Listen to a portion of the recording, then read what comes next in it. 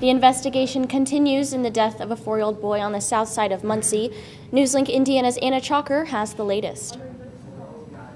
It's a pretty quiet scene out here tonight, Tegan and Grace, which is completely different from what we saw hours ago.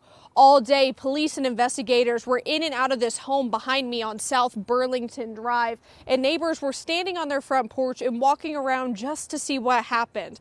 Well, here's what we know so far. According to a police report, around noon, 911 received a call of a 4-year-old that was injured from a gunshot wound. That child was then transported to IU Health, where he then died from his injuries. Now, police say this is still an ongoing investigation, and further information will be released at a later time. Live in Muncie, Anna Chalker, Newslink, Indiana. Newslink Indiana will keep you updated as this investigation continues.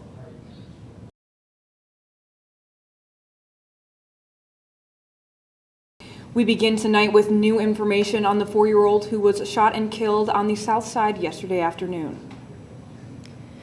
Newslink Indiana's Anna Chalker has the following. And Anna, you learned charges have been filed? Yeah, the mother and her boyfriend were formally charged today with 1 count of neglect of a dependent resulting in death and another count of neglect of a dependent.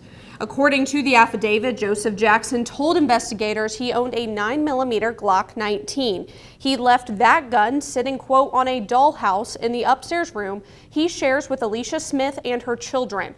Jackson said he regularly leaves the gun sitting on the dollhouse and his retention holster inside of it. The dollhouse the child climbed on was measured 3 feet from the ground, and Jackson said it was common for the child to climb on higher objects. He stated he was on the first floor when he heard a pop noise, followed by Smith screaming, and when he got upstairs, he saw the child laying on the floor bleeding from his face. Investigators also questioned Smith, who said she was in the bedroom at the time. She stated her child was playing on a desk chair and she turned around and saw him holding the gun. He then fired it and collapsed on the floor. Smith admitted she was aware that Jackson had a gun and left it sitting on the dollhouse, quote, at least 10 times. During a search of the house, investigators found a large gun safe on the first floor that could have been used to safely store that firearm. Now, there is no initial hearing date set. Both Jackson and Smith's bonds are set for $55,000.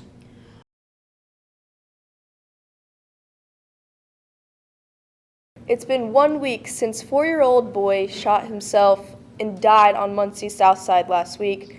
Now, this has been the 3rd child in 5 months in Muncie who has gotten a hold of a gun and shot themselves or someone else. Newslink Indiana's Anna Chalker has the steps on how to protect your children. It's devastating.